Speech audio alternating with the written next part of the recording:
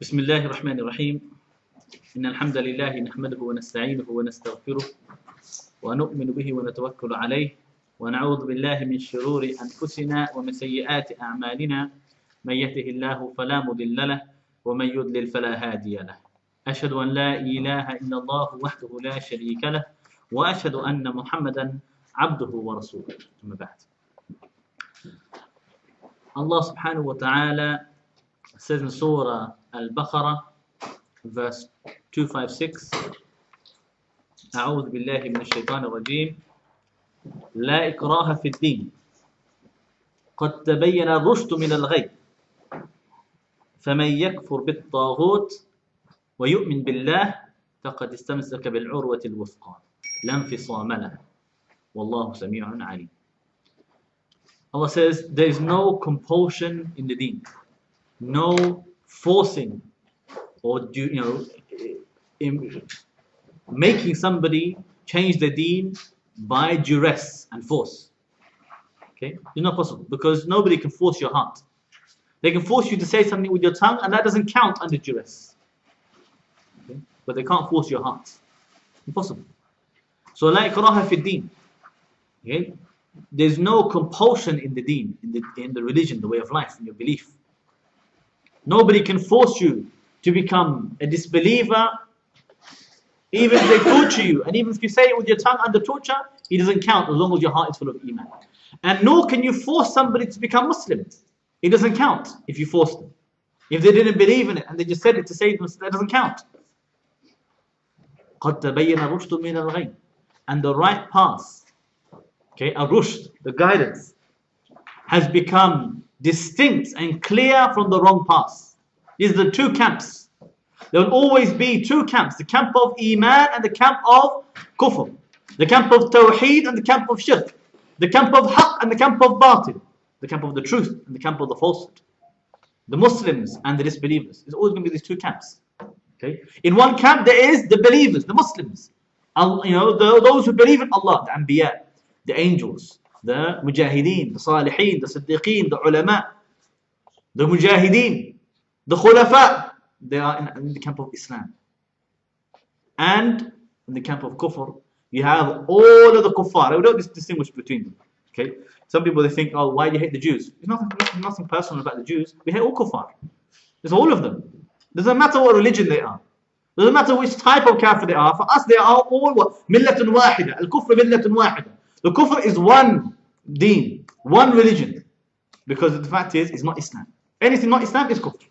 So these two clear camps, these two clear paths. قَدْ تَبَيَّنَ الرُّشْدُ مِنَ الْغَيِّ. The right path is become distinct and clear from the wrong path. There's no confusion. That's why you can't say, that you don't know what is Muslim, what is kafir. If you don't know what is Muslim, what is kafir, that means you're not Muslim. Okay? Because the two paths are so clear. How can you be confused? The one who doesn't make takfir on the mushrikeen, doesn't make takfir on the Jews and the Christians, doesn't make takfir on the Muslim who becomes Jew or Christian. What difference does it make if he was originally kafir or if he became kafir? Okay? If you don't recognize that the one who commits the shirk and the kufr, the clear-cut kufr, the one who denies Muhammad sallallahu alayhi wasallam, for example, he clear kufr, he commits him, and you don't call him kafir. You don't distinguish between the two. That means you never really knew what was Islam. You never really started ascribing yourself to the religion of Islam. Because for you, the Muslim and the kuffar are the same. Because you don't distinguish between them. So the ayah is so clear. قَدْ تَبَيَّنَ الرُّشْدُ مِنَ الْغَيِّ. The right path is become distinct and clear from the wrong path. It's so clear. These are the Muslims, these are the kuffar. Even the disbelievers know which one. No, this guy is Muslim. And this guy's kafir. Okay? That's why even when the moderates start to say, no, Dawla, they're not really Muslims, Abu Bakr they're not really, they don't accept it from them. They're not look at them, yeah, okay, yeah, right, okay, yeah. No. However much even Barack Obama, he can make takfir, all he likes, and say, no, they're not really Muslims. But nobody accepts it from him. Because it's clear, this is Islam, this is kufr. Okay? So then Allah subhanahu wa ta'ala said, look, you've got a choice. The path is so clear to you. You've got the choice of being with this camp or being with that camp. Okay? This camp, they worship Allah exclusively. This camp, they worship what's called Taghoot, other than Allah. And we're going to define that today. So Allah said what? فَمَن يَكْفُرْ بِالطَّاغُوتِ. وَيُؤْمِن بِاللَّهِ. So whoever disbelieved in the Taghoot and he believed in Allah, فَقَدْ اسْتَمْسَكَ بِالْعُرْوَةِ الْوُثْقَى لَا انْفِصَامَ لَهَا. Then he has grasped the firm handhold. Okay, al-urwa is the knot. Something when you tie a knot together. Okay, and you hold on to it. Something you can hold on to.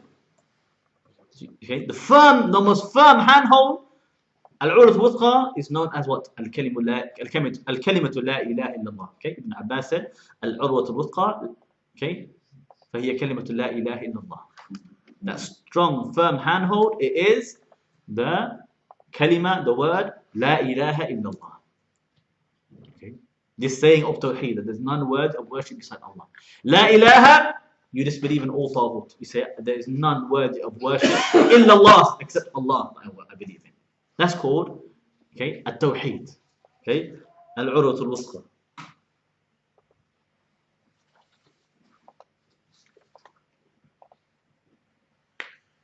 Okay? So, from this ayah, we learn about the two pillars of Tawheed. I'm going to introduce these two pillars for you today, and then we're going to define the word Taghoot because it's essential, and then we're going to talk about the pillars more later. Okay? So,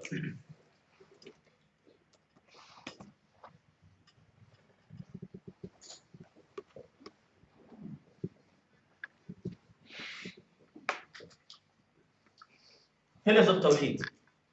Okay. Pillars of Tawheed, there are two. Okay. Two pillars of Tawheed. Number one, Kufr bit-Taghut. Okay, Al-Kufr bit-Taghut. The ayah said, فَمَنْ يَكْفُرْ بِالطَّاغُوتِ. Whoever had kufr al-Taghut, they reject the Taghut or disbelieve in the Taghut.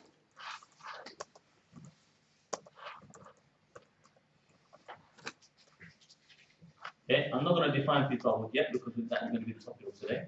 Okay, and then وَيُؤْمِن بِاللَّهِ, and they believe in Allah. They have iman in Allah.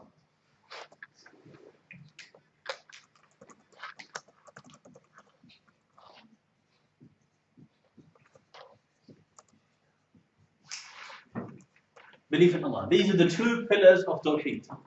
Okay, Allah said, whoever did this, had kufr and Taghut, and then believe in Allah, فَقَدْ اسْتَمْسَكَ بِالْعُرْوَةِ الْوُثْقَى, then they've grasped La ilaha illallah. They've got it. Okay, and that handhold, it will never break. And Allah Ta'ala, He is all hearing, all knowing. So these are the two pillars of Tawheed. Check yourself. You want to check yourself all the time. Am I really muwahhid? Am I really Muslim? Because the Tawheed is essential for you to be saved, for your own blood to be sanctified, your wealth to be sanctified, for your deeds to be valid, for you to enter Jannah. You need the Tawheed. You need these pillars. Because if you don't have them, your Tawheed is nullified. Your Tawheed is nullified. And you should be afraid of that shirk. Don't ever feel that you are, guaranteed, that you that you have some kind of guarantee that you will be in Jannah. Okay? Hassan al-Basri, he said that the iman, okay, it is not, a tamanni. It's just I hope, hope or a wish, okay, or a decoration, like a badge. You wear it. Okay, you wear a topi and you say, what? I'm Muslim. I'm going to go to Jannah. Why? Because you're a topi? Okay, and so no, because I want to go to Jannah, I'm going to go to Jannah. Because I want to be a believer, I am going to be a believer. Because I want to be muwahhid, I must be a muwahhid. No, it doesn't work like that. He said, what? Al-Iman is Al-Iman ma waqara fil qalb wa saddaqahu bil-amal. Iman is what's settled in the heart and confirmed by the actions. So you need to check yourself. Do you have the pillars of Tawheed? Okay, and even Ibrahim alayhi salam, who was Nabi al-Tawheed, the Prophet of Tawheed.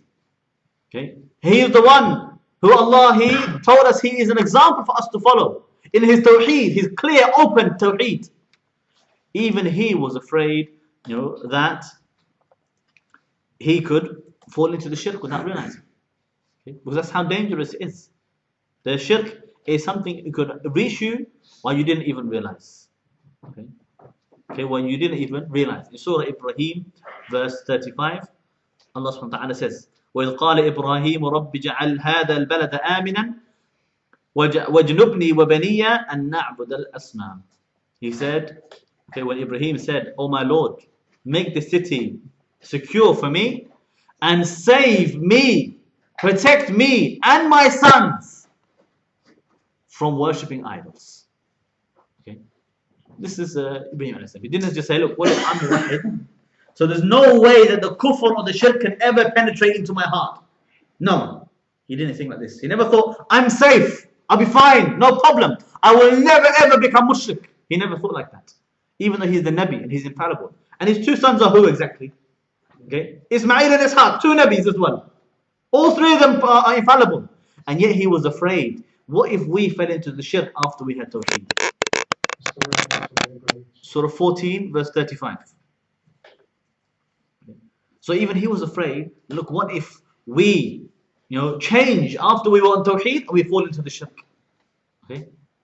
This is what the mistake, some people they start to say to you, brother, how can so a big shaykh and alim, after he's been studying for 50 years, all of his life is in Medina University and Riyadh University and al-Qura and all these universities, how can he after that commit the kufr just because he called for voting in the elections? Just because he called for democracy today, how can he possibly ever become kafir? After 50 years of being Sufi and Ghunusi and making dhikr in the masjid, how is it possible that he could fall into the kufr? Just because he said a word of kufr? No, brothers. All of your history does not save you. All of your good deeds will not save you. All of your good deeds do not protect you unless you're on guard from the shirk. Okay? This is why even Ibrahim alayhi salam, who refuted his entire community and tribe with his own father as a child, destroying the idols, even he was afraid. What if I become mushrik tomorrow? What if my children become mushrik tomorrow? So don't just take it as, I'm safe, I'll be okay. You need to always protect yourself. Whenever the whisper comes to you, whenever somebody starts to, whether it's a shaitan from the jinn whispering to you to commit shirk, they say to you, now's your time to relax.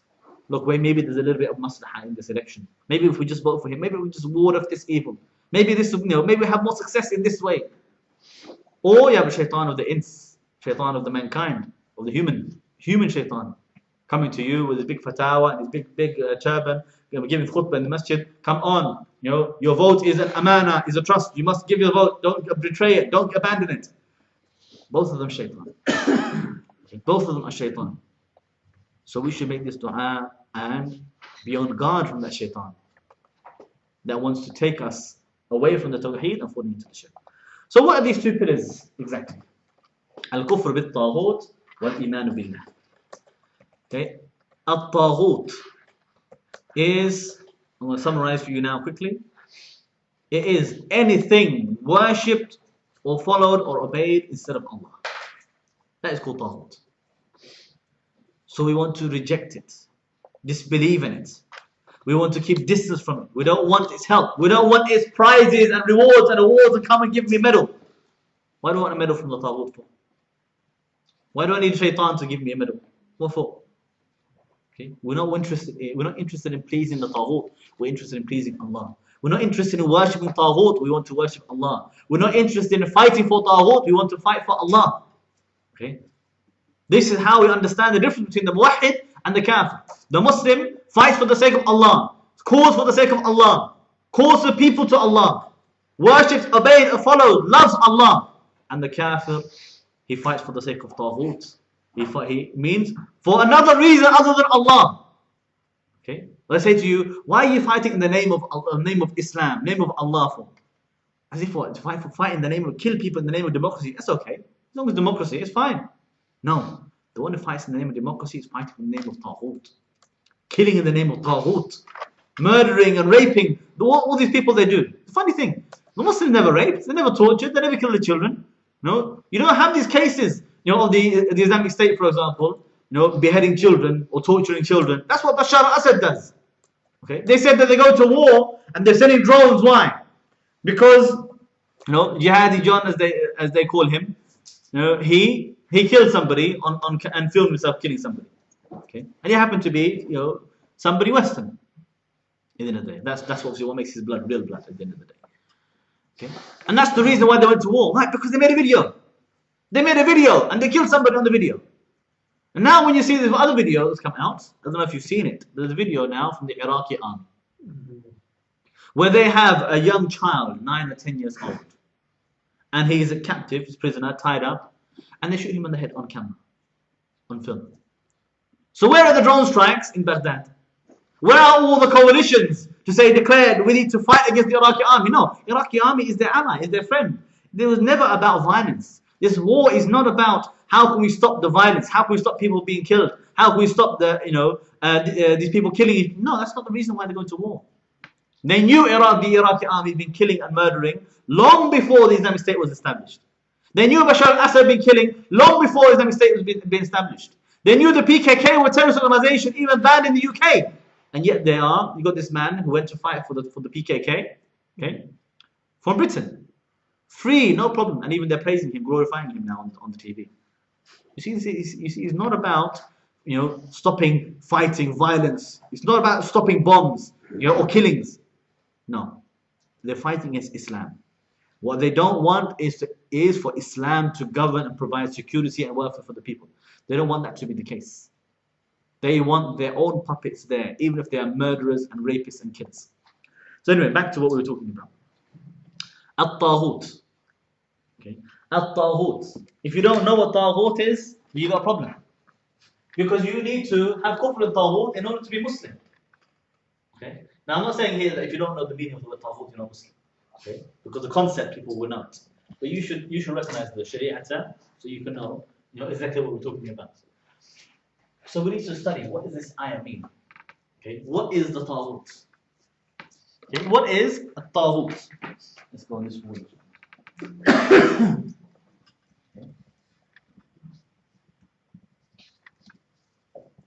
Okay, a Taghoot.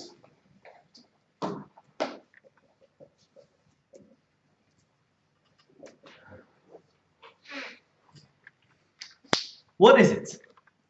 Linguistically, in the Arabic language,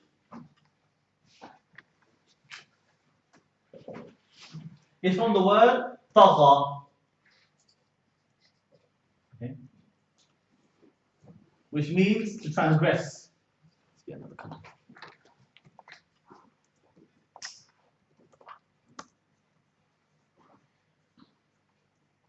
Okay. Or to transgress the limits. Okay. So anything that transgresses the limit, okay, it has, we say tagha, it has transgressed. Okay, we say that the water, it transgresses the limit or the boundary.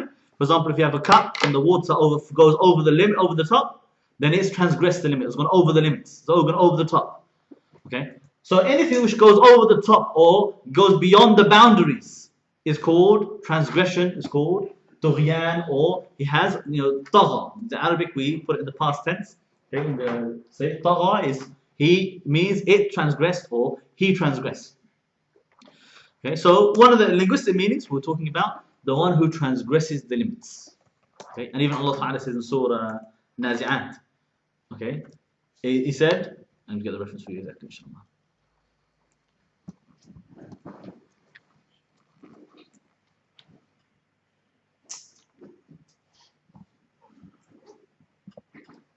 Surah 79 verse 37, Allah says, فَأَمَّا مَنْ طَغَى وَآثَرَ الْحَيَاةَ الدُّنْيَا. Okay, the one who transgressed the limits and he preferred this life over the hereafter. Okay, then he will be obviously in the hellfire.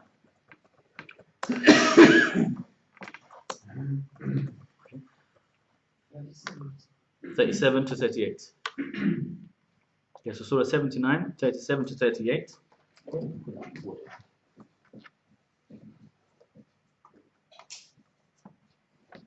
Surah 79, verse 37 to 38.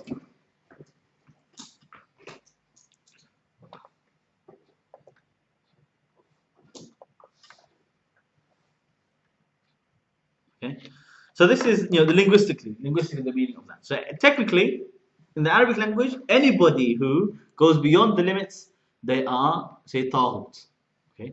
Now, we know as well from the other hadith how the Prophet ﷺ said, what is the limits? What are the limits set by Allah subhanahu wa ta'ala? So every king has a sanctuary and has, there are limits around that sanctuary. And the sanctuary of Allah subhanahu wa ta'ala is the prohibited things, the muharramat, what Allah has forbidden you.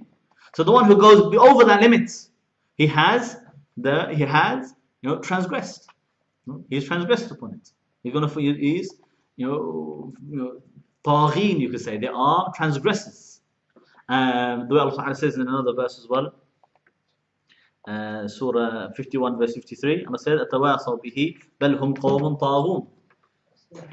Surah 51 verse 53. Okay. So Allah calls them Taghoot. You are people who have transgressed. Okay, because you went over there, you did the prohibited things, whether it's disbelieving in Allah or disobeying Allah, these are going over the limits. And even, so in the hadith of Safina, the hadith of the boat, which we studied before, the hadith says what? He said, مَثْلُ الْقَائِمْ لِحُدُودِ اللَّهِ. Okay? وَالْوَاقِعُ فِيهَا. He said, the one who, the example of the one who stands up for the limits of Allah, and the one who falls down upon it. Okay, so the limits of Allah, what Allah is forbidden. So some people, they command good, forbid, they stand up for the limits of Allah. They prevent anybody from transgressing over it. And you have al-waqi' fiha, the one who falls down upon it, and they transgress the limits of Allah subhanahu wa ta'ala. So this is, all this is just in the Arabic language. But this is not the Sharia meaning we're referring to in terms of this ayah. Okay, this is not the Sharia meaning that we're referring to in this ayah. So what is the Sharia meaning? Okay. Sharia meaning, we understand it the way the Sahaba understand it. Okay. The way the Salaf al-Salih is the companions of the Prophet sallallahu alaihi wasallam, how they understood it, that's how we must understand it. Okay. So the Sahaba, the way they understood it and the way they described it, whether you're talking from Ibn Abbas or Ibn Mas'ud, or you're talking about Ali ibn Abi Talib, they all mention it, and these points have been compiled and summarized for us by the ulama of the Salaf on these topics. And they said that, for example, Imam Malik, he said, الطاغوت ما عبد من دون الله. Okay, this is one simple short definition. Okay, Al-Imam Malik, he said, الطاغوت ما عبد من دون الله. Okay, ما عبد من دون الله. Taghut is anything that has been worshipped instead of Allah. Okay, and this is Jami' al-Ahkam al-Quran for Imam al-Qurtubi. Okay, so in Tafsir al-Qurtubi, he quotes Imam Malik saying, الطاغوت ما عبد من دون الله. Taghut is anything that has been worshipped instead of Allah. Okay, so this is the first Sharia meaning.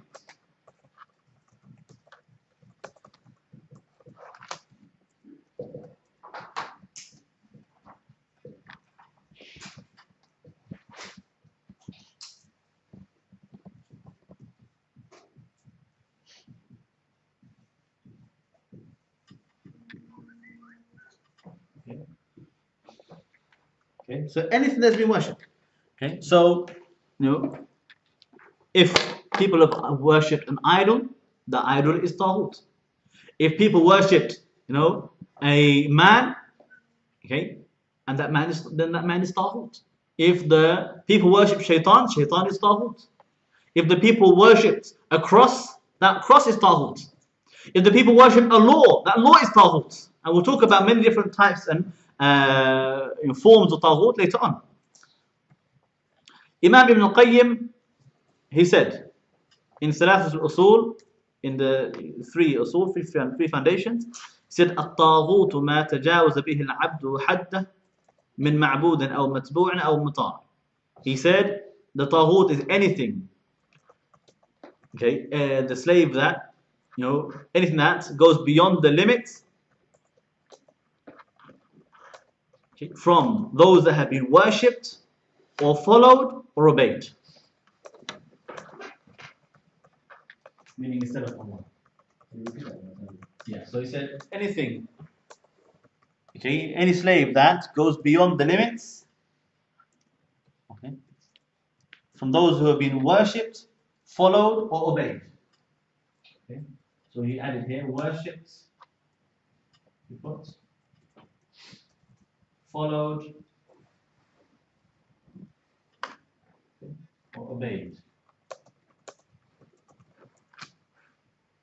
Meaning instead of Allah, obviously, because Allah Ta'ala deserves to be worshipped, deserves to be followed, deserves to be obeyed.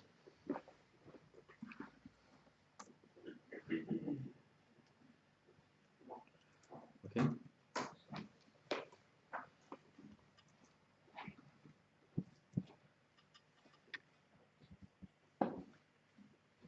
We have one more statement we can give, inshallah, for Shaykh Muhammad ibn Abdul Wahhab, rahimahullah. He said, وَالطَّاغُوتُ عَامٌ فِي كُلِّ مَا عُبِدَ مِن دُونِ اللَّهِ وَرَضِيَ بِالْعِبَادَةِ مِن مَعْبُودٍ أَوْ مَتْبُوعٍ أَوْ مُطَاعٍ. So he's combined between the two, okay, to give us a good definition. He said, a Taghoot is generally anything that has been worshipped instead of Allah and is pleased with that worship,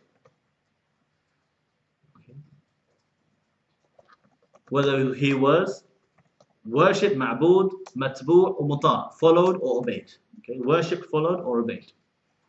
Okay, because all of these is ibad. Okay, the one who worships does prostration, ritual acts of worship, so somebody slaughters in the name, okay, or they follow them or they obey them, it's all ibad, it's all worship. Okay, so this is in Risala fi Ma'na Taghoot, the letter in relation to, or the treatise in relation to the meaning of Taghoot by Shaykh Muhammad Abdul Wahhab. He said the Taghoot is generally anything that has been worshipped instead of Allah and is pleased with that worship, okay, whether he was worshipped, followed or obeyed.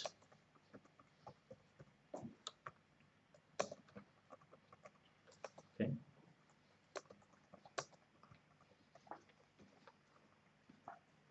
You with me? Okay. Okay, so that could be anything. Okay, it could be anything at all. And we said that Taghoot, it could be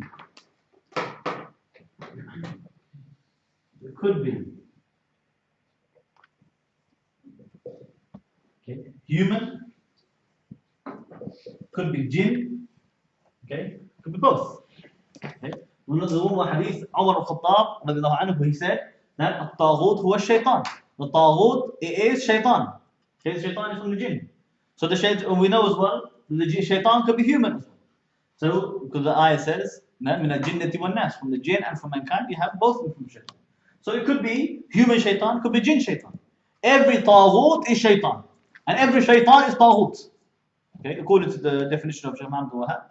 Anybody who is worshipped and is happy with people to worship him, okay, whether human or jinn, they are shaitan, they are Taghoot. Okay. But also, it could be that somebody was worshipped, but he wasn't happy with the worship. He wasn't happy with that. So he is safe.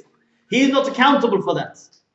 But the people, what they worship, we still say the people are abadatul Taghoot. They are the worshippers of Taghoot. Because they are not worshipping Allah, they worship other than Allah. And they all made up their own mind. For example, Isa alayhi salam, Jesus, he doesn't want them to worship him. But the people, they worship him. So they made up their own version of Jesus. Their own version of what Jesus is, and they worship. So they are still worshippers of Taghoot, okay, because of their own imagined God that they are claiming to be Isa. So it could be human, could be a jinn, okay, it could be an angel, okay, that he doesn't accept it, but the people worship him. Could be man, could be a woman, okay, could be a rock, okay, could be a cross or a tree, okay. بشيء من معبود أو متبوع أو مطاع. So كل ما عبد من دون الله من معبود أو متبوع أو مطاع. Okay, we say من شجر أو حجر أو مرأة. Okay, أو إنسان أو جن أو شيطان. It could be anything. It could be absolutely anything at all. It could be as well your desires, hawa. Okay. Allah Subhanahu wa ta'ala says what? أَفَرَأَيْتَ مَنِ اتَّخَذَ إِلَّهَهُ هَوَى. Have you seen the one who takes as his ilah, the one who worships his own desires, his hawa? Meanwhile, his hawa tells him what to do, what not to do, and he obeys it. Okay, I don't mean here somebody disobeyed Allah. I mean his hawa tells him what is halal, haram, what is lawful, what is not lawful. We make our own laws in parliament. You and I, we've got good minds, we are intelligent people. We will debate and decide according to our desires what we want to be the laws. and we will legislate it. He is worshipping his own desires. He's worshipping himself. So the hawa, it could be Taghoot, could be a law or a constitution. Okay, it could be a ruler or a judge. It could be any of these things. Okay, it could be many other things as well. It could be absolutely anything. There's no limit. Okay, and it could be as well an idol. Usually, what people they do is they go to the idol and say, okay, it's the idols. We have to reject the idols. So he said, it doesn't matter if I worship the grave as long as I don't worship the idols. Then he's Muslim. He's not Muslim. Okay, there's another one. Graves. Okay, could be a scholar. Okay, or a rabbi or a priest. What did you want beneath the law? Beneath the law, constitution. Okay, could be a rabbi, it could be a priest. Allah said, اتخذوا أحبارهم ورهبانهم أربابا من دون الله. They took their rabbis and priests as lords instead of Allah. Okay, meaning they worship other than Allah from the rabbis and priests. So it could be absolutely anything, could be Taghoot. Anything whatsoever that has been worshipped instead of Allah is called Taghoot. And we are obliged to have kufr in that Taghoot. Okay, obliged to have kufr in that Taghoot. Okay, and we're going to talk about more about exactly how we do that as well in a moment. But there's two things I need to do. I need to talk to you about the conditions of kufr with Taghoot, how we reject it, but we also can spend time talking about the different types of Taghoot. Okay, the different types of Taghoot or examples of Taghoot that we could talk about. Okay. So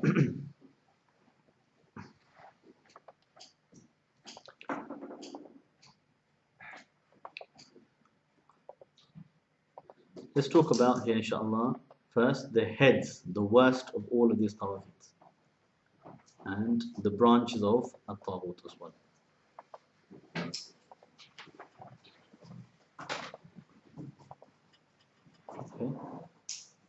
Okay, so let's classify some of what we just said, inshallah. Summarize it for us a little bit more. We have a rubber, yeah.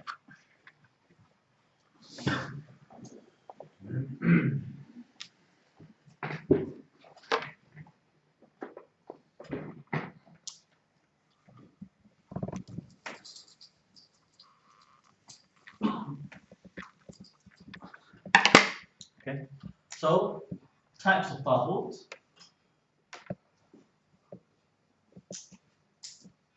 Based upon these definitions that we mentioned, let's talk about three main types. Okay.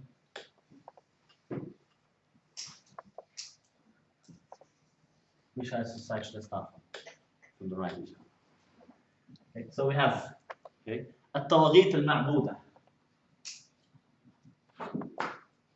The word Taghoot, by the way, it is singular and plural as well at the same time. But you can also have the plural الطواغيت. المعبودة.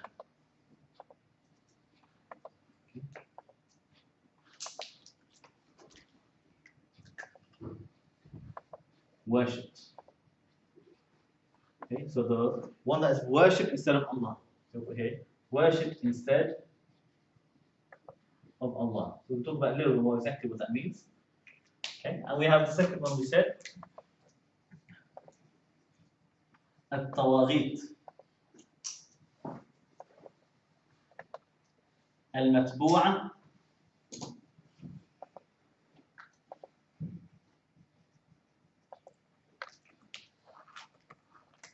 followed instead of Allah.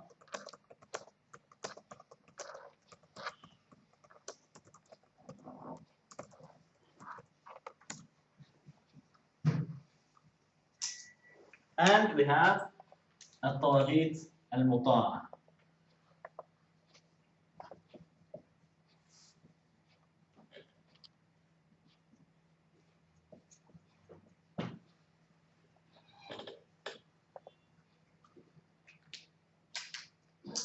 Obeyed instead of Allah.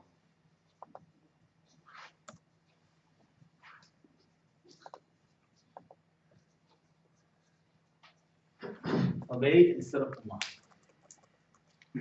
Okay, so الطواغيت المعبودة. This means the ones that you are offering ritual acts for them.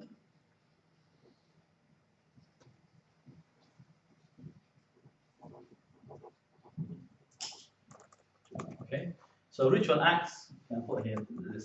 So ritual acts include things like, dua. Okay, the one you make dua to, that is the one you worship. If you make a dua to other than Allah, you are worshipping Taghoot. You are not worshipping Allah. So like the one who, instead of asking Allah subhanahu wa ta'ala alone, he asked the one in the grave. He says, Ya Abdul Qadir al-Jilani, for example. Or said, Ya Muhammad, help me, save me. Okay? Or says, Ya, I don't know, any one of these other peers that they worship. Offering ritual acts, wouldn't loving Allah be a ritual act? So if you love someone more than Allah, doesn't that become yes. as well? Yeah, the love is part of the ibadah, the worship as well. You could put it under there. Al-mahabba is the worship of the heart. So you have the worship of the heart, including al-mahabba, love. You have the al-rida, to be happy and satisfied. You have al-raja, the hope. You have as well, the fear, the taqwa, the khawf. The one you fear. If you fear other than Allah, you are worshipping other than Allah.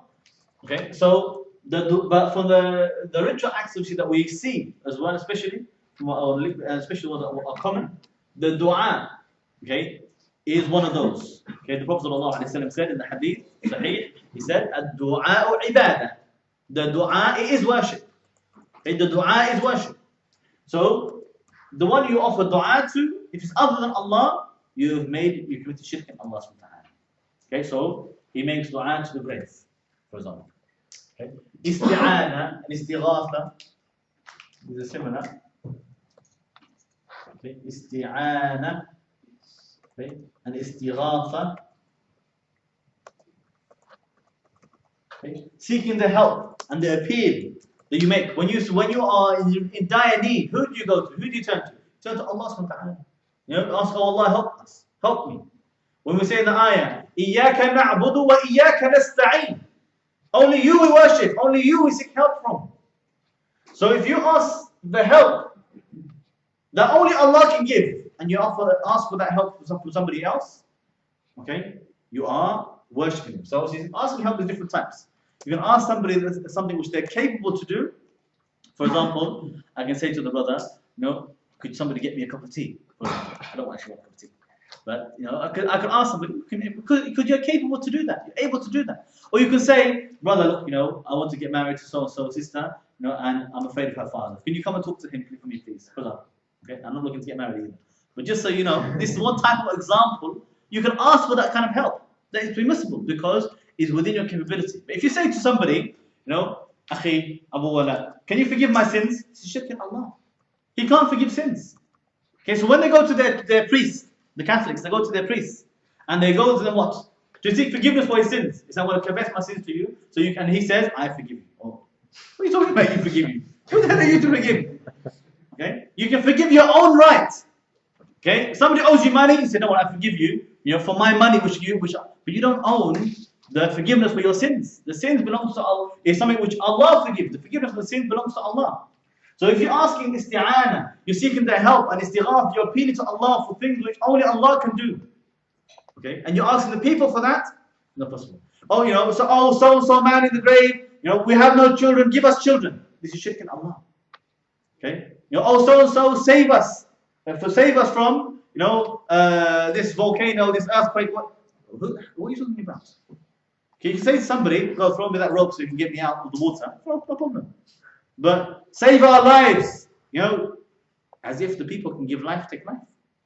So if you're making isti'ana, istighatha, the dua, you to other than Allah, you become mushrik. Okay? You become mushrik. And the same thing, if somebody is dead, what can they do for you exactly?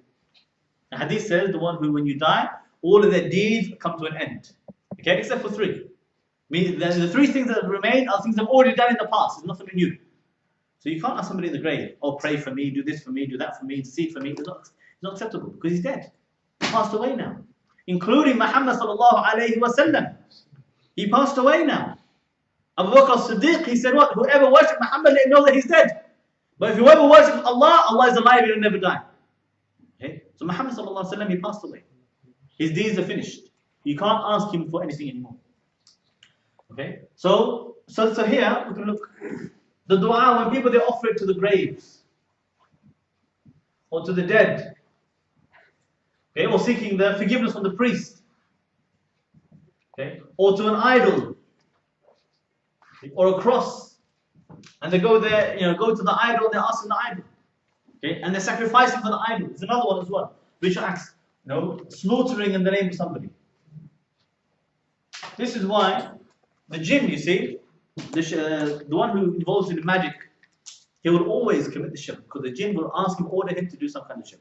He will say to him, slaughter in the name of so and so, slaughter some animal, some chicken or something, and then I'll help you, otherwise I won't help you. That's why the magician always will fall into the shirk. The jinn will never help you unless you commit the kufr and shirk in Allah Ta'ala first. So that type of seeking help from the jinn as well is a form of shirk. You're worshipping the jinn and the shaitan. Okay? So it could be any of these things: the grave, the dead, the priest, the idol. It could be any object whatsoever. Okay? It could be the so-called saint. Okay? Could be you making sujood or ruku, bowing or prostrating. Could be as well tahakum. You are seeking the judgment from. Okay, so you have here the judge. It is a ritual act of worship. And it's an apparent ritual act of worship of the limbs. When you go to the judge and say, look, judge between you and me and him. We have so and so problem. What do you think? Tell us what is right. That tahakum is shirk in Allah. If you do that to other than Allah, you become mushrik. We studied about this last week. Okay? أَلَمْ تَرَ إِلَى الَّذِينَ يَزْعُمُونَ أَنَّهُمْ آمَنُوا بِمَا أُنزِلَ إِلَيْكَ وَمَا أُنزِلَ مِنْ قَبْلِكَ يُرِيدُونَ أَن يَتَحَاكَمُوا إِلَى الطَّاغُوتِ. Allah said, have you seen those who falsely claim to believe what was revealed to you before you? And yet they seek tahakum to the Taghoot. وَقَدْ أُمِرُوا أَن يَكْفُرُوا بِهِ. And they were ordered to reject it, to have disbelief in it. Meaning if you went tahakum to the Taghoot, you didn't have kufr in Taghoot. You didn't do it. You had iman in the Taghoot. Okay? So, because all of these actions, they are iman. The iman is any action or saying, whether hidden or apparent, that Allah is pleased with, that we offer to please Allah. Means from all of the worship of the heart, the tongue and the limbs, that is called ibadah, it's called iman. It's belief.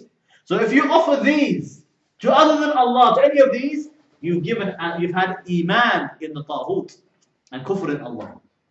When you're supposed to have kufr in Taghoot and iman in Allah. You're supposed to reject all of these. Give up offering these ritual acts to any of these and only offer to Allah subhanahu wa ta'ala alone. So these are all some examples. Obviously there are many more you can think of. These are just some examples for you of al-tawagheet al-ma'boodah, how it could occur, and how that works, inshallah. And we have as well al-tawagheet al-matbu'ah. Al-matbu'ah. Okay. So these are many types as well we could talk about here. Okay. I'll give you 5 main ones, inshallah, we'll talk about here. We have al-uqul al-nakhira.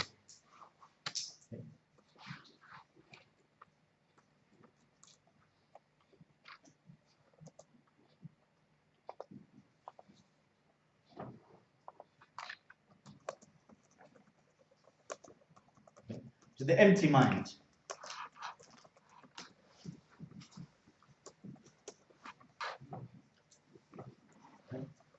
Instead to use his aql, his mind, and follow Allah Ta'ala, he's following his own mind. He's following his own ideas.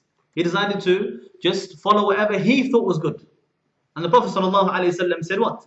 So, لا يؤمن أحدكم حتى يكون عقله تبعا لما جئت به. He said, no one of you is a believer until his own mind, his own aql, okay, his mind, his heart, it is in accordance with what I have brought. Okay, so the one whose mind, yes. Can you repeat that? So the hadith said, no one of you is a believer until his mind or ration or thoughts, okay, al-aql, is in accordance to what I have brought. Okay? That's why when there's a conflict between what your mind tells you and what the wahi tells you, you know that your mind is wrong. Your mind has got it wrong. You're crossed up somewhere. Okay? It's got mixed up somewhere. I was talking online recently, with some people about evolution. I thought the people that have got no mind at all. They think that they are, very clever, but in fact they're so stupid. They think that they're being rational, but they're being so irrational. They think that they are, no, I'm really. All I said to somebody is, just look. You say to me that you don't believe in anything unless you can see it, observe it. That's why you don't believe in God. Well, how can you observe evolution? Tell me. Did you observe it? No, but you don't tell me no, we know about it. No, either you observed it or you didn't. Because science, apparently, or science, the principles they believe in, is that a theory is not scientific unless you can test it and observe the results. That's the scientific method. You can't test everything, so you can't check everything with science. It's not possible. And evolution is not scientific at all. And some people, they just insist, no, there's loads of evidence. Actually, tell me what? No, but there's loads of evidence. Just tell me one of them. So no, I'm not wasting my time with you. You believe all the evidences. Just tell me which one. Just tell me which one. They can't give you anything. They don't know. The reality is, you know what happened? They read it in a book somewhere and they believed it. But the book wasn't the Quran. It was some joker wrote a book and they believed it. Or some preacher told him and he blindly believed what he said. Okay, and the preacher was called so-and-so professor in the university. Okay, that's all that happened. They never tested anything, never went out, they didn't do anything. It's just blind faith that they are claiming the religion is blind faith. They are following themselves blind faith. So you have this empty mind. People, they just follow their own irrational mind. Okay, their own fitrah got corrupted, and so now their mind is wandering in the wrong direction, and they think it's correct. Okay, the fitrah will never give you, the original fitrah, the original instinct that Allah created you with, will not give you irrational ideas like this. You'll never come up with this idea of evolution or any of the other false ideas that they propagate with a natural instinct. It's not possible. Okay? The fitrah will always draw you back to the truth. This is why, if you ask anybody, for example, about homosexuality, for example, it takes a lot to convince somebody that it's normal to have homosexuality. You really have to convince somebody. Okay? And you have to drum it into them. You mustn't speak against homosexuality. Don't be intolerant of homosexuality. Are you homophobic? Don't be homophobic. And really push it into everybody's mind. Everywhere, radio, TV, schools, wherever they can. Make laws about it, punish you if you dare to do it. So until the people start to say to each other, even if they, they're not, they say, okay, well, what they do is their business. I'm not one to judge, and so on and so and so forth. It's okay. There's nothing wrong with it. And say, oh, I didn't know you were homosexual. So what? Who told you I'm homosexual? What made you? Don't, how dare you say that? So I thought there's nothing wrong with it. What happened? I thought it was okay. Why? Because in fitrah they know there's something wrong with it. They know in their heart there's something sick about it, disgusting about it.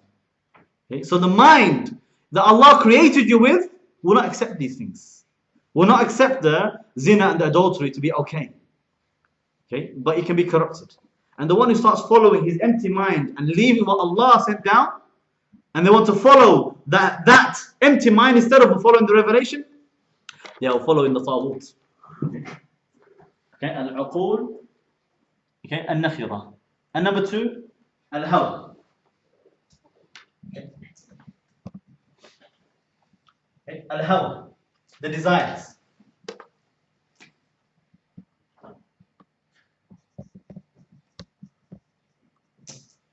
Desires is another thing that people, they could follow. Okay? They could follow it. Okay? Allah subhanahu said, have you seen the one who takes his desires as his ilah to be worshipped? Okay? I'll give you some of the references later on, I'm going to go through it again, inshallah, with you. Okay? So the hawa, people, they follow it. The hawa is what? Okay? Al-hubbu wal-mayl is what you love or what you're inclined towards, or you're tempted towards, or your heart sort of draws you to it.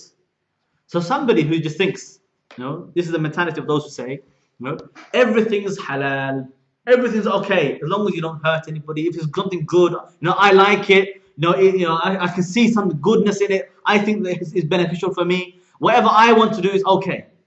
Okay? So they think halal and haram based upon what they like, what they dislike in their own heart. Okay? Okay, so some people like the opposite gender, that's okay. Somebody like the same gender, that's okay. Somebody like children, somebody like animals, somebody like everything becomes okay. This is what the real hardcore atheists, they have this mentality because they say, look, nobody can tell me what to do. I decide. We decide what's good for us. Okay? And they think everything's no problem. Incest is okay. What's the big deal? Prostitution, okay, no problem. Yeah? Everything's okay. Yeah?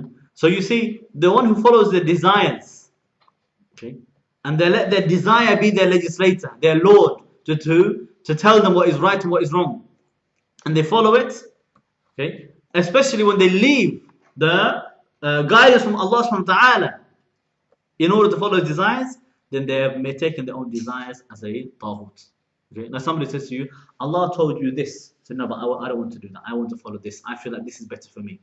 Okay? I'm more inclined towards that. That person, he is following Taghoot instead of following Allah subhanahu wa ta'ala. Then you have, okay, the satanic ideas and conspiracies. Okay? It's the satanic theories of way.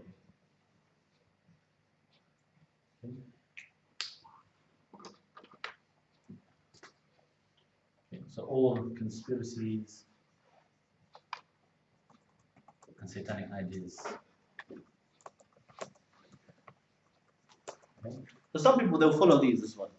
For them, the real truth is, always opposite to the truth. Okay? The ones who call for Islam, they are really calling for shirk. The ones who call for shirk, they are really calling for Islam. Okay? If you say, we want to have Sharia Khilafah, they say nobody would ever say that unless they were Jew. What are you talking about? What are you talking about? Unless they were Mossad Aiden, they wouldn't call for Khilafah. What do you mean? Yeah, and then once one of them comes up and says, I call for democracy. What do you think? Let's all vote together and we're going to establish democratic parliament in the government. Say, mashallah, this man, Shaykh al-Islam, he's fighting for Islam. He's trying to establish the deen for us. This type of conspiracy theory, they call all the mujahideen and the ulama and the sincere people, the good people, people who do good deeds, they call them agents and disbelievers and people are spies. And anybody who openly says, come join the police force, work for MI5, we are so-and-so masjid, I don't want to name anybody, okay? We are so-and-so mosque, and we will like to invite the police to tell you about careers in the MI5, okay? We like to give you this pamphlet, about how you can work with Prevent, how you can spot an extremist. And I have a leaflet today, Dr. was telling me, I have a leaflet today, which they said, if you notice your child, if your child starts to, start to dress modestly all of a sudden, I mean, before it's okay when they were, wearing revealing clothes, low backs, everything, no problem, it's fine. Now they're starting to wear modest clothes, okay? Alarm bells, okay? And they start to do better in school, better grades in school, and they hang around people with good manners. Okay? This is the leaflet. This is what they said to you. So these are the signs of extremism. Okay? Yeah. Contact so-and-so prevent program so we can stop them being radicalized. Okay? Having those funny ideas. What are you polite for? Certain sections have to swear. So you have these mosques that are openly telling you, how can we work with the police? How can we prevent Islam, circumvent jihad, and stop all of the deen? How can we do that? If they're telling you, come on, join the police, join the MI5, come and vote in the elections. And they say to you, he's not an agent. He can't be an agent. He must be the good Muslim. But the one who says, so join the police is haram and kufr and you become kafir, he must be agents. What's wrong with people? You understand? These satanic ideas, the theories, everything is a conspiracy. That is, and people, they follow that instead of following Islam, that will make them fall into that kufr. Okay. Then you have as well rulers, MPs, etc. Those who, say legislators. So the people start to follow those rulers instead. Okay? They start to follow the rulers and the MPs instead of following the law of Allah subhanahu wa ta'ala. Okay? Allah ordered us what? وَاتَّبِعْ مَا يُوحَى إِلَيْكَ مِنْ رَبِّكَ. Follow what has been revealed to you from your Lord. Okay? And instead to follow what was revealed to you from your Lord, you follow the ruler and the MP and say, no, but the law of the land says. The law of the land says something different. And the law of the land is not supposed to give you any answers. It doesn't give you any answers. Okay? It doesn't give you any solutions. When you have a problem, people say, we have a problem. Essentially, when you're saying we want to follow something, the follow one, the one if somebody leads you, even with like a rope, they tie a rope around your neck and they take you, you follow them wherever they go. Okay? So the rule is, you're going to follow them behind their backs, wherever they go. Whenever you have a problem, you say, what does the law tell us about it? Okay? They say, we have new problem of war broken out in Syria. Let's turn to the United Nations. They can tell us what we should do. Why do you want to go to the United Nations for? What are they supposed to do? How are they supposed to help you exactly? How can they bring you a solution? They say to you, we have a problem of burglaries. There's been a spike in burglaries in London, for example. Yeah? And the funny thing, I saw a billboard in my local area. They said, we reduced burglaries in this area by 39 burglaries. Forget about the other 1,000 or so that took place. But we stopped 39 of them. Okay? And who knows who stopped them? The guy probably had a cold, he didn't go out that day.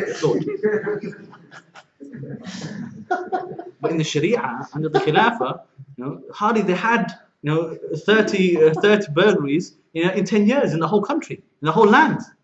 Yeah? But the people, instead to say, let's see what the Sharia says is the solution. See what Allah revealed to us solution to our problem. How do we stop the burglaries? Okay? Allah said, how do you stop them? Cut the hand, nobody steals anymore. Cut one hand, nobody ever steals.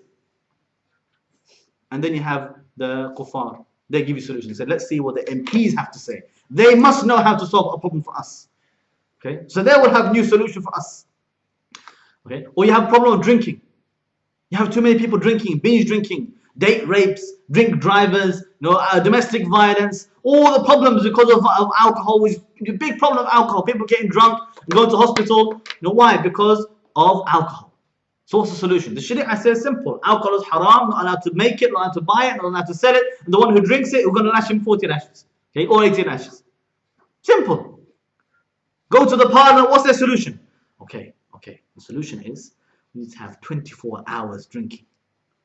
Okay? It used to be that you have to stop drinking at I don't know what time it was, 11 o'clock, 12 o'clock, whoever it was. So that's the problem. People stop drinking. So we need to make it more drinking until 24 hours a day that they can drink. That will solve the problem.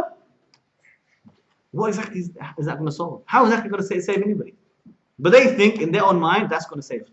They have a problem of single mothers, teenage pregnancies, kids getting pregnant, 13, 14, 15, whatever. What's the solution? What's the solution? Simple solution. Okay? First of all, zina is haram, adultery is haram. Stop the free mixing, stop the flirting, stop the relationship outside of marriage. You're not going to have that problem. And even they say that the Muslim community in the UK, they are reducing the average, all the statistics because of the Muslims. They don't have many teenage pregnancies. But the rest of the community, if it wasn't for them, the figures would be much higher. Okay? Have such a massive problem in this country. So what's the solution? What's the solution? The Sharia has a simple solution. What's the solution according to Parliament? They say we need to teach the kids about sex from the age of 5.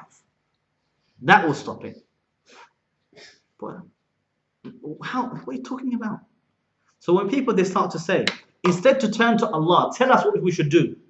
Tell us what we should do, how we should behave, how do we manage our affairs. They say, no, let's go to the MPs, let's go to United Nations, let's go to the rulers, the kuffar, the shaitan, let him tell us what we should do. That person is following the, Taghoot, he becomes a Taghoot al-Matbu'. Okay? And you have as well another type of, Taghoot al-Matbu'. It is, al-Matbu', the Zandaqa.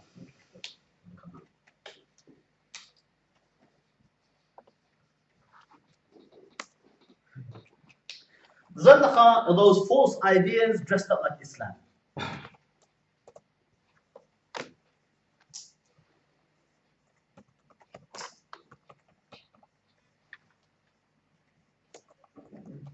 Okay?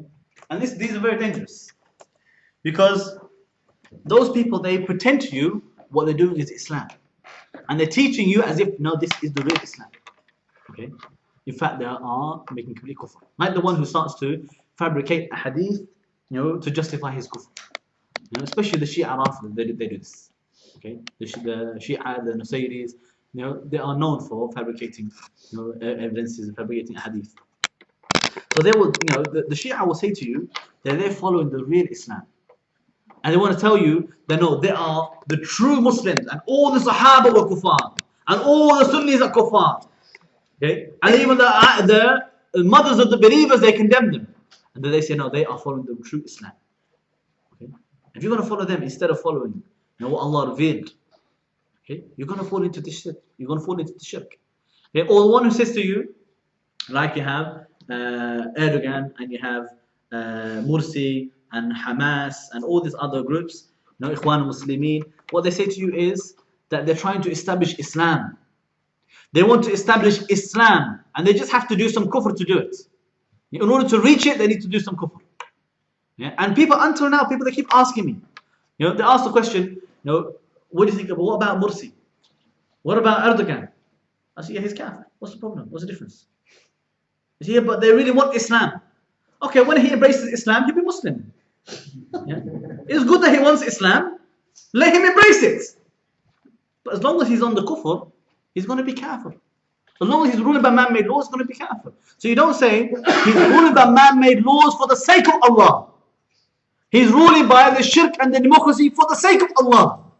And if you use that to justify the kufr, and you follow that kufr in that name, you become mushrik. You are following the Taghoot, you're not following Allah. Just because you've been dressed up as Islam doesn't make it Islam. Okay? So these things are very dangerous. Now they're going to say to you, elections coming up, they're going to say that the Sharia wants us to gain the benefit, the maslahah.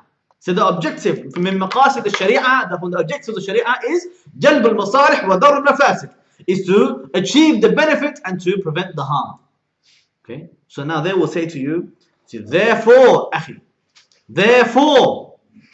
if we can get some benefit by voting for the MP that is the lesser of the two mushriks, okay, it's a different way, the lesser of the two mushriks, the lesser shirk of the two shirks, okay, both of them shirk akbar, however, if we do that and we can get a little bit of benefit, then it's okay. In fact, it becomes wajib, becomes fard. In fact, if you don't believe in that, you become kafir. Okay? So you're the one who's khawarij. How dare you say that the one who commits shirk in Allah is mushrik? So this idea, when they're trying to dress up the kufr as Islam, and people, they follow it, that is following the Taghoot. They are following the Taghoot.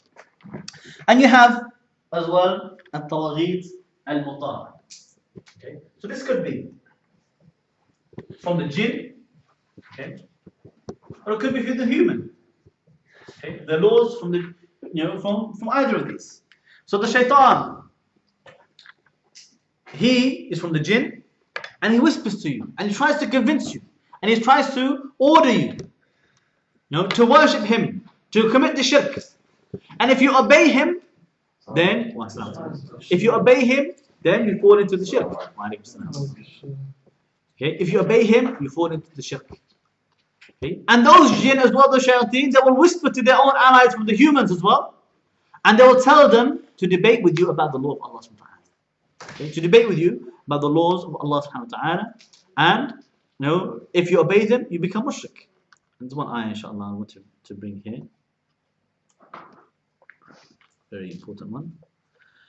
Surah 6, verse 121. Surah An'am, verse 121. Allah subhanahu wa ta'ala says, وَلَا تَأْكُلُوا مِمَّا لَمْ يُذْكَرَ اسْمُ اللَّهِ عَلَيْهِ وَإِنَّهُ لَفِسْقٌ وَإِنَّ الشَّيَاطِينَ لَيُوحُونَ إِلَىٰ أَوْلِيَائِهِمْ لِيُجَادِلُوكُمْ وَإِنْ تَعْتَمُوهُمْ إِنَّكُمْ لَمُشْرِكُونَ. He said, don't eat, okay, do not eat from the meat that the name of Allah has not been mentioned. Okay, so meaning here, don't eat the dead meat that has not been slaughtered, or the meat that's been slaughtered for other than the name of Allah. Okay, the haram meat is prohibited. Don't eat it. And he said, وَإِنَّهُ لَفِسْقٌ, and this is a sin. Okay, if you eat it, you don't become kafir. It's a sin. Okay, if you eat dead meat, unslaughtered meat, you become, you're sinful. But then he said, وَإِنَّ الشَّيَاطِينَ, and they're the shayateen from the jinn. They whisper to their own allies from the humans. Okay? لِيُجَادِلُوكُمْ. Okay? In order to debate with you about it. To debate with you about the prohibition of the dead meats. And then Allah said what? وَإِنْ أَطَعْتُمُوهُمْ, if you obey them, إِنَّكُمْ لَمُشْرِكُونَ, you are polytheists, mushrikeen. Okay. And this ayah was revealed about, there are a number of narrations. One narration said it was the Jews, some of them said it was the mushrikeen. But in any case, they came to the Muslims and they started to ask them questions and debate with them about this hukum. Allah said, don't eat the dead meat. Okay, there's not been slaughtered. So they said, look, when the sheep dies, who's the one who takes his life? He said, Allah. And when you slaughter, Allah is the one who takes his life. So how can it be that what you slaughter with your iron knife is halal, but what Allah slaughters with his golden knife is haram? How is it possible? So they start to debate with you with this, irrational ideas, and they make it sound nice. Just make it sound so, as if it makes sense. It doesn't make sense. But they make it look to you as if, look, we need to think ourselves. We need to make our own laws. We decide. So they're trying to convince the Muslims to say that it's okay to eat the dead meat. At the end of the day, Allah is the one who slaughtered it. Okay. Whereas what you slaughtered is good, but Allah is the one who slaughtered the dead meat. This is what they're trying to say. After the Jew said that, the ayah was revealed, yes, about that. And then Allah said, basically, don't obey them. If you obey them, you become mushrik. Okay, yeah? So Rasulullah didn't. None of them accepted it. But what Ibn Kathir said about it as well, but in his hadith he said that the Muslims, they nearly were going to accept it from them, and then Allah revealed and stopped, and saved them from that. Okay, so this idea of debating the laws, we decide, and that's exactly what they do in Parliament. It's exactly what Parliament is for. The entire House of Parliament is built on the idea that we will debate with each other what should be the laws that we follow, which laws should we implement. That debate is kufr in itself, as if to say Allah is not the legislator. Right? Allah said, for example, now they're talking about they want to debate about the law stunning the stunned meat. They want to, they're not going to debate. No, they're never going to do it because then they have to ban the Jews' kosher meat as well. But if it was just Muslims, then maybe they would have done. But the whole point is that they want to have a debate about should we ban slaughtering without stunning. How is that open to debate in the first place? Allah said, don't stun, slaughter. It's finished. The law's done. The law's been legislated. How can you debate about it after that? So the concept of debating these laws in Parliament in the first place is complete kufr. You only had one choice from the beginning, was to implement the law of Allah subhanahu wa ta'ala. You never had the choice of, I will implement a different law, we'll debate it, is it really relevant anymore? What do you mean is it really relevant anymore? Well, Allah subhanahu wa ta'ala is not the legislator anymore, you become the legislator, you took over? No. Allah is always the legislator, from before and after. So, the one who's been obeyed, and obviously, shirk al-ta'ah, it does have conditions, because when we talk about shirk al-ta'ah, is the difference. In this ayah you can see, it said, the one who ate the dead meat, he's a sinner. Okay, but the one who obeyed them in making the meat halal, he is the mushrik. Okay, he is the mushrik.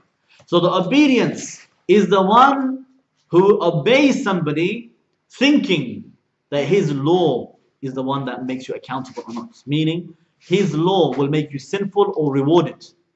If you obey his law, you'll be rewarded. If you disobey, you'll be punished, sinful. So if this is what they believe, then they become mushrik. Okay, I'll give you a practical example. In France, they banned the hijab, okay, and the niqab.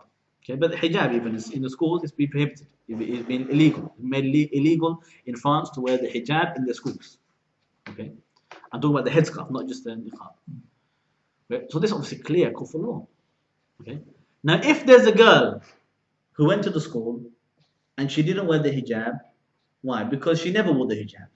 She wasn't ready yet, whatever the excuse, I'm not ready, I'm not, I don't feel right, I want to do it for the right reason, whatever her reasons. But she knows it's a sin. She knows she's sinful. She knows, I'm supposed to wear the hijab, but I'm not doing it. And she knows that's a sin for her. She's disobeying Allah. She knows that. So she is a sinner, like the one who ate the dead meat, knowing that it was haram. Okay, she's a sinner. But the woman who went to the school not wearing hijab, or she used to wear the hijab and she took it off, okay, or maybe she never wore it either. But she says, even though Allah made it fard, because the president of France, the law of the land, says it's illegal, therefore I shouldn't wear it. And if I don't wear it, I'm not sinful anymore, because what can I do? The law of the land says so. She's mushrik. Because she is saying that the law that makes her sinful or not is the law of the land, the kufr law, instead of the law of Allah. Allah said, if you don't wear it, you're sinful. She said, no, I'm not sinful, because the law of the land said it's okay. You understand? That's one of the mushrik. Because you're making the kafir or the jinn or the shaitan or a man or a human as the legislator, the one who can tell you this is a sin, this is not a sin, this is rewarded, this is not rewarded, this is the way that we will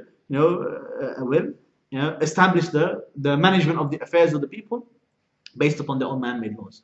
So if you do that, or if you think, if I don't obey the queen, I'm going to be sinful. No, what are you talking about?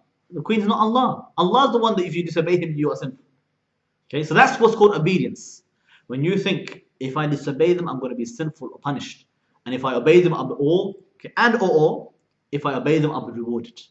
Okay, this is the one who has committed shirk in Allah by the gate of obedience. Okay, especially in matters which are known from Islam by necessity. Okay, matters which are known from Islam by necessity. Okay, so these are the types of the Taghoot, as we said. Okay, now we can talk about the heads. I'll roll off on this side. Okay.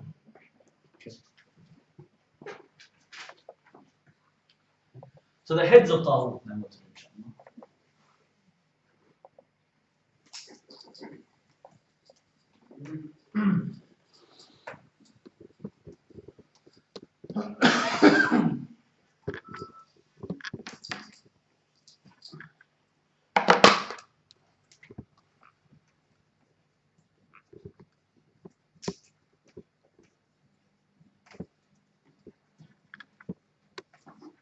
Okay, so the heads of Taghoot, they are 5. Okay, obviously this is just a matter of classification, and this is based upon what Shaykh Muhammad Abdul Wahhab and his own students and his grandchildren and so on, that they wrote about it. And there are slight differences in the way some people they put these 5. But number 1 we'll put, okay, everybody agrees, is Shaitan. Okay, Shaitan is the biggest Taghoot. Okay, he is the head of all the Tawaghit.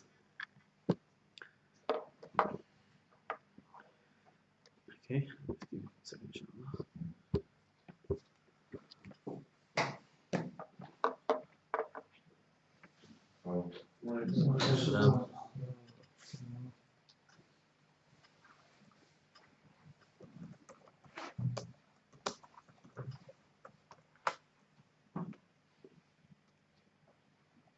okay, so Shaitan.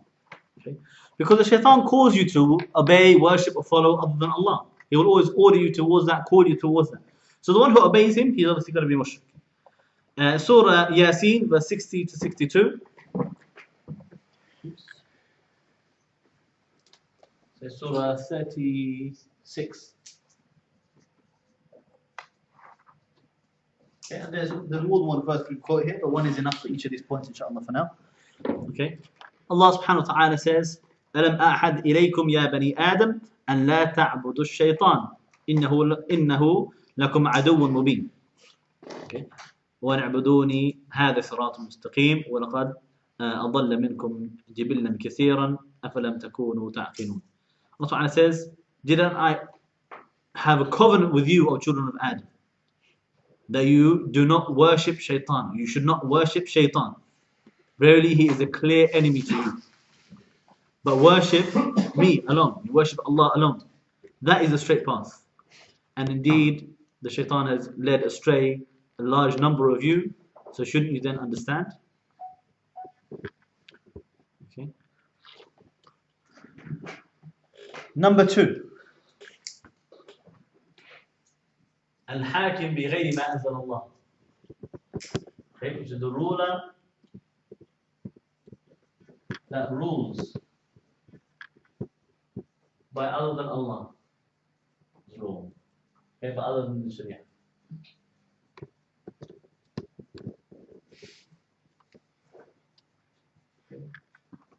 Okay. Meaning he replaces it.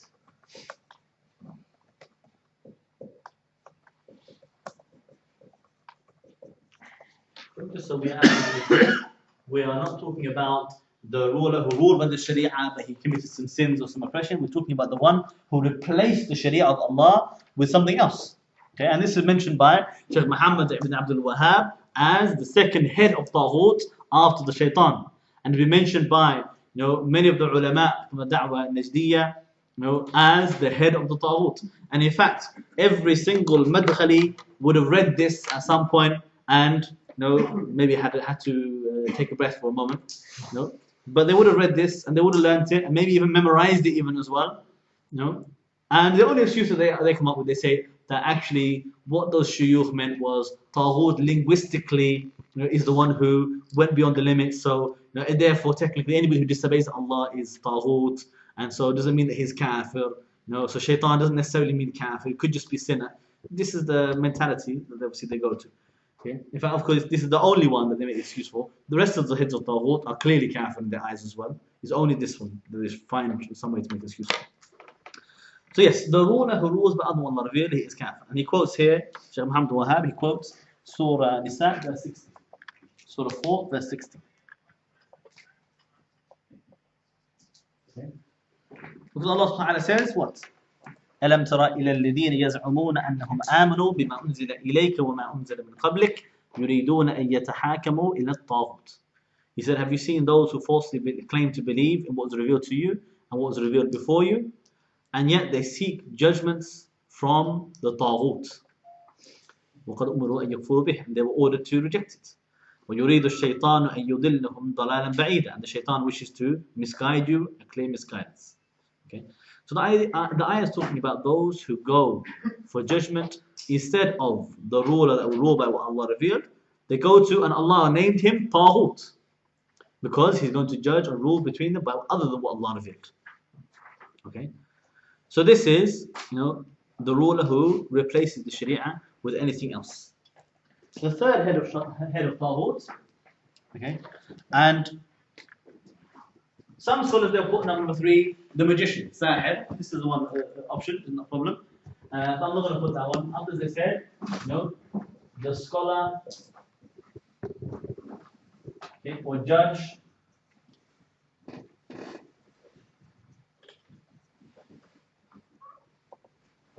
the judges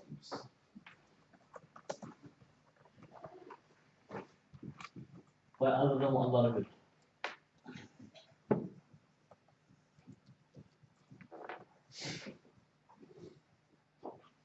Like the Jews, like the rabbis and priests, okay, they made halal haram, haram halal. They made themselves, the legislator to be worshipped, to be obeyed and followed instead of Allah.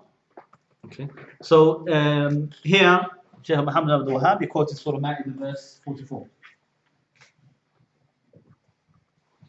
Okay. Which he said, وَمَنْ لَمْ يَحْكُمْ بِمَا أَنزَلَ اللَّهُ فَأُولَٰئِكَ هُمُ الْكَافِرُونَ. Okay, whoever judges or rules by other than what Allah revealed, they are al-kafirun, they are the disbelievers. Okay, and this is well known. This ayah applies to absolutely anybody. Okay, absolutely anybody, whether ruler or judge or even the man in the home. If he makes halal for his children the haram, and he says to them, no, it's okay, alcohol is halal for us, he becomes kafir. Okay. Whereas if he recognizes alcohol is haram, may Allah forgive us, but go and buy me some alcohol, says to his son, for example. This person is a sinner, but he's not kafir, because he didn't make it halal. He didn't replace the law of Allah.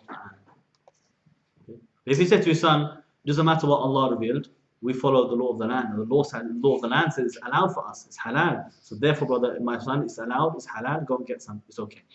This person is kafir, he's mushrik. Number 4. Number 4 is, okay, like the kahin, the fortune teller, the one who claims to know the ghaib.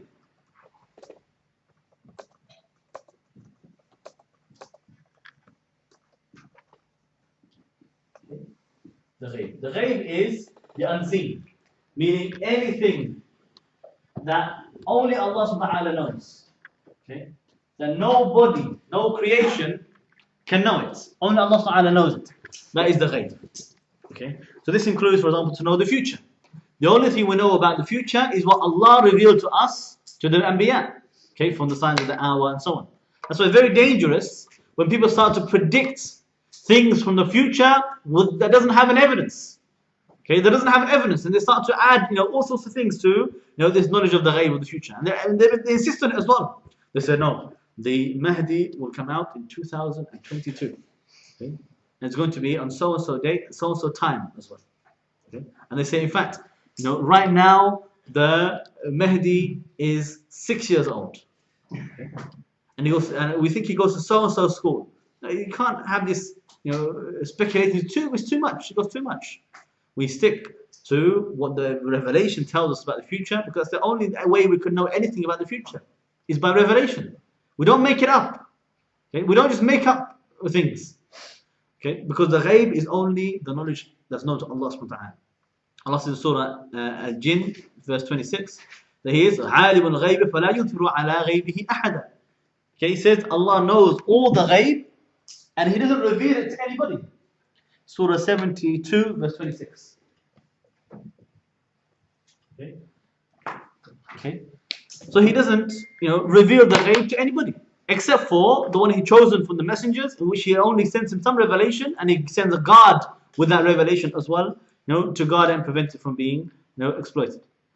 Also, Allah subhanahu wa ta'ala says in Surah An'am, verse 59, Surah 6, verse 59, وَعِنْدَهُ مَفَاتِحُ الْغَيْبِ لَا يَعْلَمُهَا إِلَّا هُ وَيَعْلَمُ مَا فِي الْبَرِّ وَالْبَحْرِ وَمَا تَسْقُطُ مِنْ وَرَقَةٍ إِلَّا يَعْلَمُهَا وَلَا حَبَّةٍ في ظُلُمَاتِ الْأَرْضِ وَلَا رَطْبٍ وَلَا يَابِسٍ إِلَّا فِي كِتَابٍ مُبِينٍ. He said, and unto Allah subhanahu wa ta'ala belong the keys of the ghaib. Nobody knows it except for Him. And He knows everything in the lands and the sea.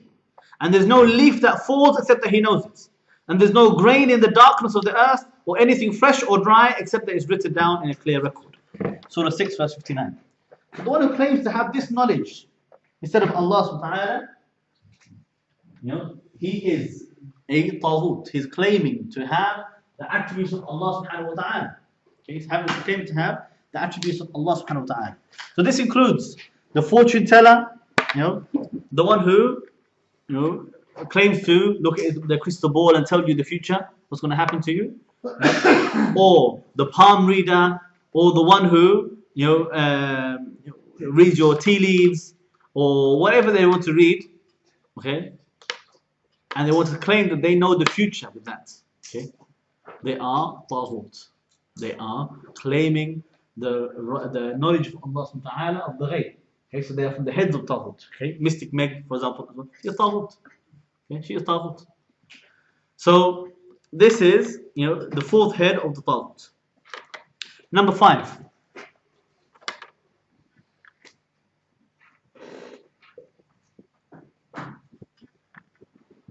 The one who is worshipped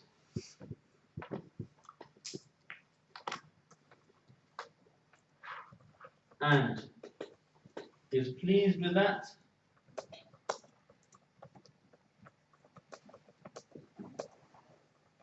okay, he is Taghoot. I'll give you that ayah, one ayah for this one, inshallah. Surah Anbiya, verse 29. Surah 21, verse 29.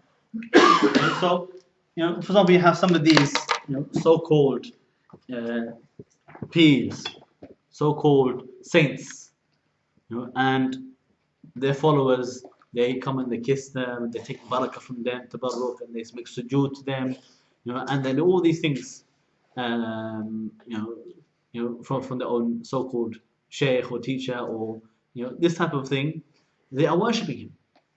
Okay, they are worshipping them. And if he's okay with that, he's happy with that, he accepts that, okay, then he is Taghoot, he is a kafir. Okay, he cannot escape from that. Okay, if he rejects it and he forbids them and says, "Dare you? Who do you think you are?" Like when Ali ibn Abi Talib, they came and they claimed that he was God. He said, "If you don't stop that, I'm going to kill you." That's Ali ibn Abi Talib. Today they say, "Oh, we want to worship the Shaykh." He said, "Oh, really? Come, bring your friends." This person, he is kafir. Okay, he is Taghoot. He is claiming to be God. Allah Ta'ala says in Surah Anbiya verse 29, so وَمَنْ يَقُلْ مِنْهُمْ إِنِّي إِلَهٌ مِنْ دُونِهِ فَذَلِكَ نَجْزِيهِ جَهَنَّمَ كَذَلِكَ نَجْزِي الظَّالِمِينَ. He said, and whoever among them says, I am Ilah, I'm to be worshipped. Okay, I'm the one that can be worshipped instead of him, or besides Allah, then for him Allah will send him to the hellfire, and that is how we deal with the oppressors. Okay, I mean the mushrikeen.